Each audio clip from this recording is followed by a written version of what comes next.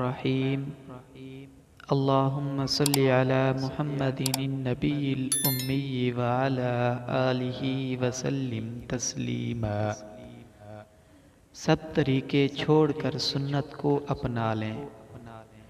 इमाम शाफी रहमतुल्लाह अलैह फरमाते हैं, जब तुम किसी मसले में रसूलुल्लाह सल्लल्लाहु अलैहि वसल्लम की सुन्नत को पालो तो उसी तरसे अमल की इत्तिबा करो और हरगिज़ किसी और चीज़ की तरफ मुतवज्जे ना हो। अल्लाह पाक पूरी उम्मत मुस्लिमा को रसूलुल्लाह सल्लल्लाहु अलैहि वसल्लम के नक्शे कदम पर चलने की तौफीक अता फरमाए।